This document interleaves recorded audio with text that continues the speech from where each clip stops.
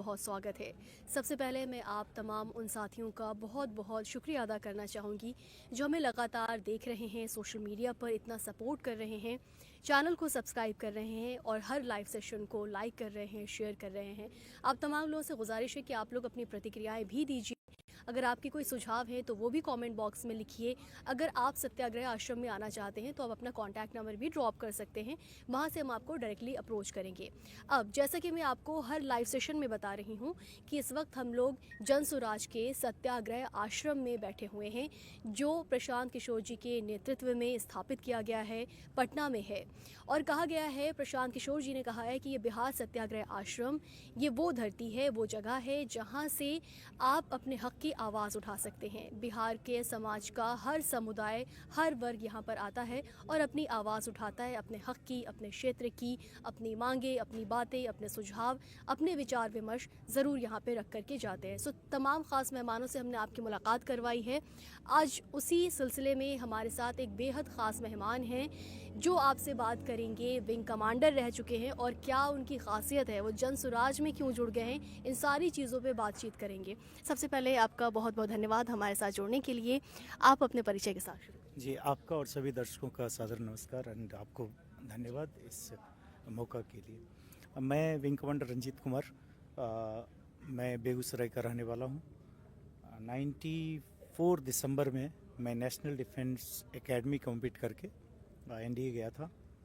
Training के बाद 98 में मेरी कमीशनिंग हुई और इंडियन एयरफोर्स में मैं पायलट के रूप में कमीशन हुआ। तब से करीब 24 साल के दौरान में मैंने एयरफोर्स के विभिन्न पदों पर ऑफिसर के रूप में काम किया। बहुत अच्छे से काम किया, पूरे निष्ठा से काम किया और ज़िंदगी का एक दौर आया जब जन स्वराज की मुहिम बिहार में चली। प्रशांत किशोर जी की अगुवाई में हमारे प्रणेता से हम इतने प्रेरित हुए कि मैंने भी अपनी मिट्टी का कर्ज अदा करने का निर्णय लिया और इसी निर्णय को लेते हुए मैंने एप्लीकेशन डाला, क्योंकि डिफेंस में वीआरएस नहीं होता है, वॉलंटरी नहीं होता है। तो हमने कंपैशनेट ग्राउंड पे एप्लीकेशन डाला, हमें रिलीज मिला। मशक्क़त के बाद रिलीज मिलते ही मैं जन स्वराज की मुहिम से जुड़ गया। आज मैं बेगूसराय के स्तर पे जन स्वराज के माध्यम से बिहार की व्यवस्था परिवर्तन के लिए प्रयासरत हूँ। गांव-गांव, शहर जा कर के मैं लोगों को जागृत कर रहा हूँ और ये बताने का प्रयास कर रहा हूँ कि हमारी मजबूत विरासत जो रही थी और अभी की जो स्थिति है, दोनों में इतना अंतर है। इसको कैसे पाटा जाए और कैसे बिहार की व्यवस्था को बदला जाए ताकि हम सब संतुष्ट हो सकें, बिहार विकसित हो सके। प्रशांत किशोर जी कहते हैं कि वो इस मिट्टी का कर्ज उतारने के लिए आए हैं। आपका क्या उद्देश्य है? बिहार जन स्वराज से जुड़े आप। मैं तभी बता रहा हूँ, जो प्रशांत जी बोलते हैं वो सच बोल रहे हैं। वो अपनी मिट्टी का कर्ज अदा करना चाहते हैं, क्योंकि एक व्यक्ति जो हर तरह से सक्सेसफुल हो, हर जॉब में सक्सेसफुल हो, हर चीज़ में सक्सेसफुल हो, एक नाम है, नेम फेम एवरीथिंग, उस व्यक्ति ने, प्रशांत किशोर ने, उन्होंने तय किया कि नहीं, इनफ अब हो गया। मुझे जब तक मैं अपनी बिहार को ना बदल लूँ तो फिर इस ज़िंदगी का क्या फ़ायदा। और ये जो दर्द था बहुत जेन्युइन था। इसी दर्द और इसी जेन्युइननेस ने मेरे जैसे लोगों को जन स्वराज से जुड़ने के लिए प्रेरित किया है। और मैं भी जो बोल रहा हूँ मिट्टी का कर्ज उतारना, इसी भाव से बोल रहा हूँ। बेगूसराय जहाँ पे 7 विधानसभा है, आप एरिया वाइज देखें, करीब करीब 22 लाख वहाँ पे मतदाता हैं, 7 विधानसभा मिला करके। और स्थिति ये है कि पिछले 40 साल में नेतृत्व का घोर अभाव है और इंफ्रास्ट्रक्चर के नाम पे जो औने पौने चीज़ होते गए हैं वो कुछ भी नहीं है। आप अगर ध्यान से देखेंगे कि विकास का कोई नामो निशान नहीं है। जो हुआ है वो समय के साथ बढ़ता हुआ स्वयं का विकास है। जबकि बेगूसराय एक विकसित जगह रहा, वहाँ आईओसी रिफाइनरी है, फर्टिलाइज़र है, थर्मल पावर स्टेशन है, अनेकों शेल जितने छोटे छोटे एमएसएमईज हैं। देवना एक जगह है जहाँ 200 से ज़्यादा फैक्ट्रियाँ हैं। अब उस जगह पे जहाँ पे कि राजेंद्र पुल बना तो 50-60 साल पहले बना, 70 साल पहले वहाँ पे सारी चीज़ें आई। अब वो क्यों नहीं हो रहा है? क्योंकि लीडरशिप का अभाव है। तो मैं मिट्टी का कर्ज अदा करने की जो बात कर रहा हूँ, तो व्यवस्था परिवर्तन से जुड़ा हुआ यही चीज़ है कि जब तक हम ज़मीन पे आके और संघर्ष ना करें और एक लीडरशिप का ऑप्शन देने का प्रयास नहीं करें, जब तक अल्टरनेटिव होगा नहीं तो जनता को महसूस ही नहीं होगा कि कौन अच्छा है कौन खराब है। हम जनसुराज के माध्यम से बेगूसराय को बदलना चाहते हैं, बेगूसराय को विकसित करना चाहते हैं। बेगूसराय विकसित होगा, बिहार भी विकसित होगा, यही हमारा प्रयास है। इसी को मैं अपनी मिट्टी का कर्ज अदा करने की बात कर रहा हूँ। अगर हम देखें तो समाज जो है हमारा, जो सोसाइटी होती है, वो 3 धाराओं से हम कहें कि वो ग्रो करती है, अग्रेरिया, ट्रांजिशिया और इंडस्ट्रिया। तो जो बिहार का जो समाज है, अगर हम इस समय की बात करें, 2025 में हम बैठे हैं, तो अगर हम मान लें कि ये ट्रांजिशिया में, हालांकि कहा यह जाता है कि जो 60 से 70% आबादी है वो अभी अग्रेरिया से भी बाहर नहीं निकल पाई है, और अग्रेरिया में रहने के लिए उनके पास इतनी एग्रीकल्चर की ज़मीन भी नहीं है कि वो अपनी जो रोज़ी रोटी है वो चला सकें। तो ट्रांजिशिया में भी अगर हम माने कि ये सोसाइटी है, तो अभी आपको लगता है कि बिहार में कोई इतने साइंटिफिक टेम्पर वाला नेता है जो इस ट्रांजिशिया की सोसाइटी को शिफ्ट करा सके इंडस्ट्रिया की तरफ? कोई ऐसी स्ट्रॉन्ग लीडरशिप प्रशांत किशोर में ही दिखती है वो, या कोई और भी करा सकता है? क्योंकि सभी ने अपनी अपनी दावेदारी ठोकी हुई है कि युवा नेता, युवा नेता, युवा नेतृत्व। देखिए, एक रियलिटी आपको एक्सेप्ट करना पड़ेगा कि जो भी ये फेज है, चाहे वो ट्रांजिशन का फेज बोलें, एग्रीकल्चर का बोलें, इंडस्ट्रियल का रिवोल्यूशन का बोलें, या किसी ढंग का भी बोल लें, आप बिहार की पहले विरासत को समझिए। एक मजबूत विरासत रही है। ये बताने की ज़रूरत नहीं है कि ये बुद्ध की धरती रही है, महावीर की धरती रही है, ये ऐसे ऐसे विश्वविद्यालय यहाँ रहे जिसके नाम पे, ये सम्राट अशोक की धरती रही, ये मौर्य की धरती रही, ये चाणक्य की धरती रही यहाँ पे। और आज़ादी के बाद बापू जब सत्याग्रह करने लगे ये चंपारण से, तब से पूरे स्वतंत्रता संग्राम का इतिहास बदल गया, और तभी से असल में वो महात्मा गांधी बने। बिल्कुल ऐतिहासिक। और जब आप देखें आज़ादी के बाद भी, तो प्रथम राष्ट्रपति राजेंद्र प्रसाद यहीं से बने, जयप्रकाश नारायण जैसे, जिन्होंने जननायक, जिन्होंने पूरे देश में राजनीति के माहौल को बदला। लेकिन क्या वजह है कि इस 4 दशक में, 40 साल में वो सब कुछ पीछे चला गया? कुछ तो वजह है। वो वजह ये है कि बिहार में 2 धारा काम कर रही है। एक धारा है जो राजनीति की धारा बोल रहा हूँ, एक गठबंधन है, ये धारा है जो मूल रूप से सांप्रदायिकता या धर्म को के नाम पे पोलराइजेशन करता है, ध्रुवीकरण करता है। और दूसरा गठबंधन है जो जाति के नाम पे ध्रुवीकरण करता है। और लड़ाई इसी के बीच में है कि कौन धर्म के नाम पे कर लेगा या कौन जाति के नाम पे कर लेगा। जब जाति के नाम पे ध्रुवीकरण ज़्यादा हो जाता है तो एक गठबंधन जीतने की स्थिति में होता है, जब धार्मिक ध्रुवीकरण ज़्यादा प्रभावी होता है तो दूसरा गठबंधन जीतने की स्थिति में होता है। और यही जाति और धर्म के रूप में जो पब्लिक को बांट करके सिर्फ सत्ता पे लोग काबिज हुए, यही वजह है कि नेतृत्व का पलड़ा नीचे जाता गया। क्षमता के बावजूद लोग बिल्कुल नेतृत्वहीन होते चले गए। अब है कि हम, जनसुराज क्या करना चाह रहा है, प्रशांत किशोर जी क्या करना चाह रहे हैं। हम बिहार की राजनीति को जाति के ध्रुवीकरण से और सांप्रदायिक ध्रुवीकरण से, धार्मिक ध्रुवीकरण से दूर रखना चाहते हैं। हम मुद्दों की राजनीति करना चाहते हैं। हम जात की नहीं, जमात की राजनीति करना चाहते हैं, जनता की राजनीति करना चाहते हैं। जब मुद्दे गौन हो गए हैं, लोगों की भावनाएं मर चुकी हैं, हम उसको जगाना चाह रहे हैं। हम निराश लोगों में आशा भरने का प्रयास कर रहे हैं, और इसी को हम व्यवस्था परिवर्तन कह रहे हैं कि निराश होने के बाद और जो व्यवस्था नीचे जाती गई है, जिसके कारण आज देखें एजुकेशन जो गर्त में चला गया। साइंस कॉलेज पटना जैसा इंस्टीट्यूशन आज कहीं नहीं रहा। अब सोचिए, गौरव, कहीं कोई गौरव नाम की कोई चीज़ ही नहीं रही, और लोग एजुकेशन के लिए पलायन कर रहे हैं बच्चे। तो अब दूसरा चीज़ आता है एजुकेशन के पलायन को रोकना, और फिर प्रशांत जी का कहना है हम मजबूरी का पलायन जो नौकरी के लिए, रोजगार के लिए, उसको रोकना चाहते हैं। छोटे छोटे 10,000 15,000 के लिए हमारे बेरोजगार यहाँ युवा यहाँ से पलायन करके दूसरी जगह जाते हैं। तो हम लोग यहीं पे संसाधन भी मुहैया कराएंगे और परिवेश भी मुहैया कराएंगे, तब हम माइग्रेशन को रोक सकते हैं, मजबूरी के माइग्रेशन को। तीसरा है जो कि 400 रुपये की जगह 2,000 रुपये पेंशन देने की बात हो रही है। कितनी लोगों को हंसी आती है, एक बुजुर्ग को आप वृद्धा पेंशन पे 400 रुपया दे रहे हैं। भैया, बहुत गंभीर बात है। हम उसको 2,000 रुपये करने की बात कर रहे हैं। चौथा चीज़ किसानों के लिए, क्योंकि आप एग्रीकल्चर की जो बात कर रहे हो, ट्रांजिशन फेज, देखिए इस बात में सच्चाई है कि अनेकों बिहार के एरिया हैं जो आज भी 75% एग्रीकल्चर बेस्ड है, या फिर एग्रीकल्चर खेत किसी के पास नहीं भी है तो उस परिवार के लोग कहीं न कहीं खेती पे आश्रित हैं। तो एग्रीकल्चर को हम जब तक किसानों को हम कमज़ोर न समझेंगे, हमें किसान को कीमती बनाना होगा। इसीलिए प्रशांत जी ने बोला है कि किसानों को कीमती बनाने के लिए हम प्रेरित भी उन्हें करेंगे और संसाधन भी देंगे कि वो खाने की खेती की बजाय कमाने की खेती करें। हम उनको फ्री में मजदूर भी मुहैया कराएंगे, उत्पादक से एक्सपोर्टर तक। बिल्कुल। जी। तब जा करके वो ट्रांसफॉर्म होगा, जो आप बोल रहे हैं कि वो उद्योग तब की वो तरफ जाके बढ़ेगा, shift हो पाएगी। बिल्कुल उद्योग जी। की तरफ बढ़ेगा। जी।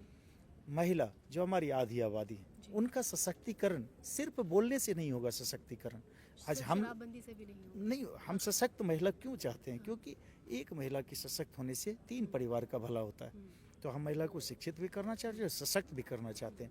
हर महिलाओं को जन स्वराज की सरकार बनते ही कम से कम 7 लाख रुपया मुहैया कराएगी, अगर वो कोई अपना रोजगार करना चाहती हैं, और ऐसे इस पे जो उनके लिए भाग दौड़ करने की जरूरत ना पड़े। देखिए, जब मनी रोटेशन होगा और फ्लो ऑफ मनी होगा, तभी जाके यहाँ पे विकास हो सकता है। तो जो क्रेडिट और डिपॉजिट रेशियो को बदलने की बात हो रही है प्रशांत जी के द्वारा, जिसमें सरकार का रोल है, वो एक गंभीर मुद्दा है। और उसी आधार पे हम ये कर भी रहे हैं कि हम आधी आबादी को 7 लाख रुपया 8 लाख रुपया हम उनको तत्काल मुहैया करेंगे, ताकि वो अपने पेट पे खड़ी हो सकें। उसी तरह हमारा और भी जो संकल्प है, जनहित के जितने मुद्दे हैं, शिक्षा पर, जनहित के मुद्दे, होता क्या है, जनहित का मुद्दा जब हम बोलते हैं, 2 तरह का करप्शन समाज में है, जो कि मुख्यमंत्री से लेकर संतरी तक व्याप्त है। हम उसको दूर कैसे करेंगे? ज्यादातर करप्शन जनहित का मुद्दा ब्लॉक लेवल या पुलिस स्टेशन लेवल आकर के रुक जाता है।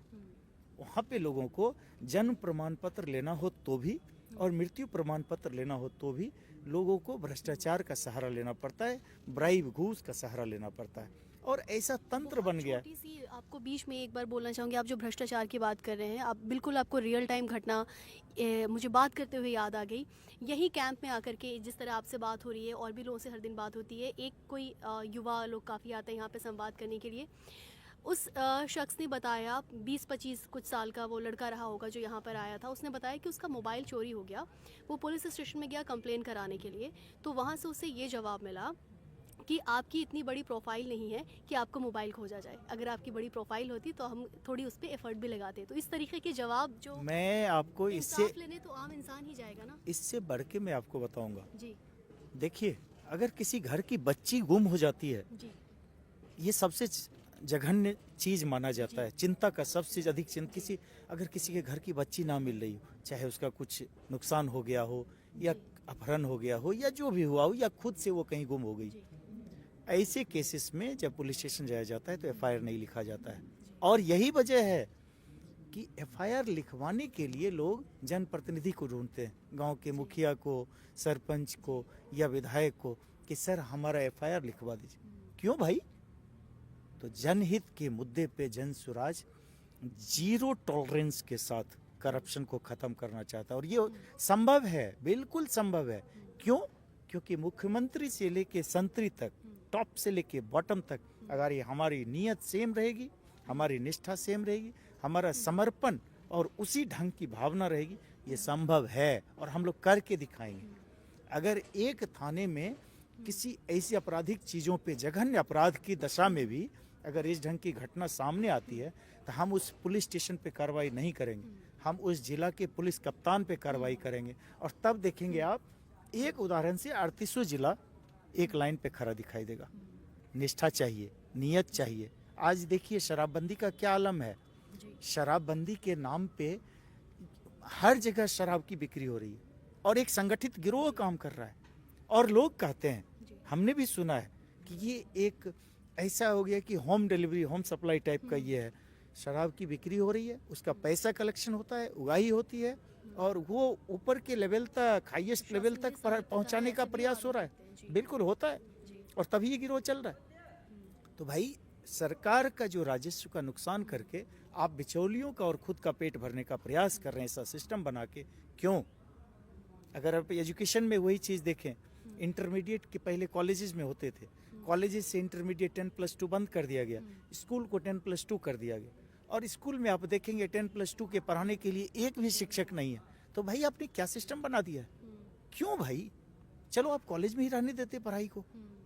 अगर आप ऐसे अगर मुद्दे वाइज अगर देखने लगेंगे, तो प्रशांत जी हर एक मुद्दे पे उन्होंने रिसर्च किया हुआ, और हर एक मुद्दे को समझ रहे। भैया, चुनाव जिताने के लिए वो अभी भी इतने काबिल हैं कि जो पार्टी उनको, उनकी सर्विसेज को हायर कर लेती है, वो चुनाव तो उसको जिता ही देंगे। अभी तक जिताए, पहले भी जिताए, यहीं पे जिताए, बिहार में ही जिताए। लेकिन जिताने के बाद आप दर्द समझिए कि उन्होंने अपना सब कुछ करके रणनीति बना करके चुनाव जिताने में मदद की, और जिन मुद्दों के आधार पे पब्लिक के लिए चुनाव जीता गया वो मुद्दा पूरा ही नहीं हुआ। जी। तभी वो क्षुब्ध हो गए, नाराज हो गए कि भाई कम से कम मूलभूत सुविधाएं तो करो। जी। और जब उन्हें महसूस हुआ कि कोई भी पार्टी ये काम करने में सक्षम नहीं है, मजबूरी में आके उनको अपनी पार्टी बनानी पड़ी। और ये जो संघर्ष आज आप देखिए, प्रशांत किशोर चाहते तो आराम से ऐशो आराम की जिंदगी जी सकते थे।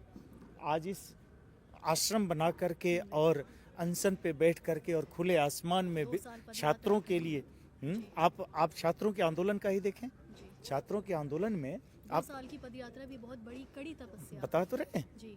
और उसमें पदयात्रा भी ये नहीं कि कोई पदयात्रा मतलब कि दिखावे के लिए था भैया। गांव गांव जा कर के उन्होंने बिल्कुल एक एक लोगों से गंभीरता से मिलना, और ये तो आप इस 25,000 सभाएं। बिल्कुल, जी। तो ये सारी चीजें जो हैं झकझोर देने वाली भी है। जी।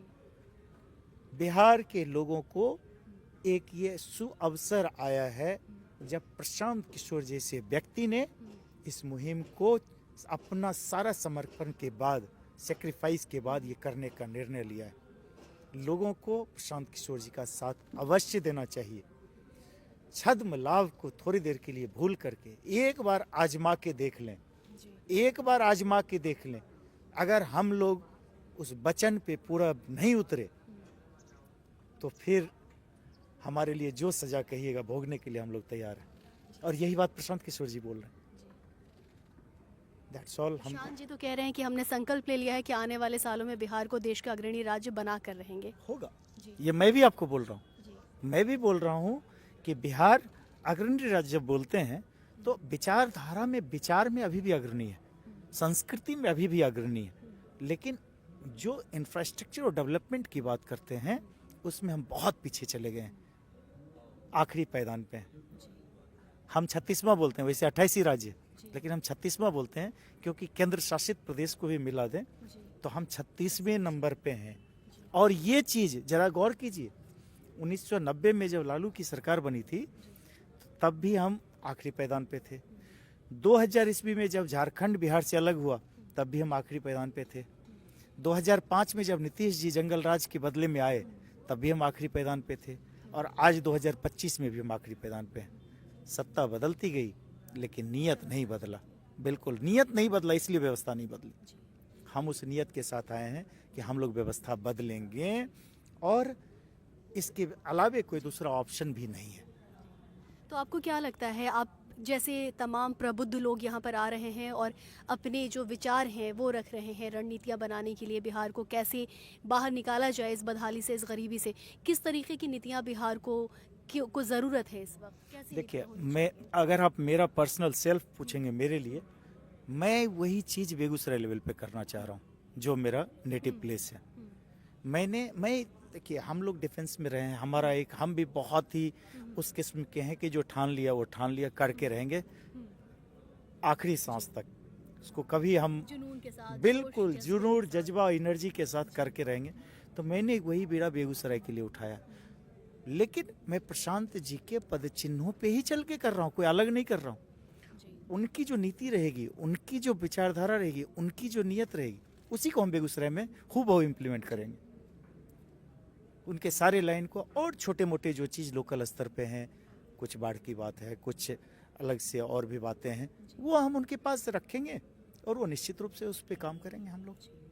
बहुत बहुत धन्यवाद आपका।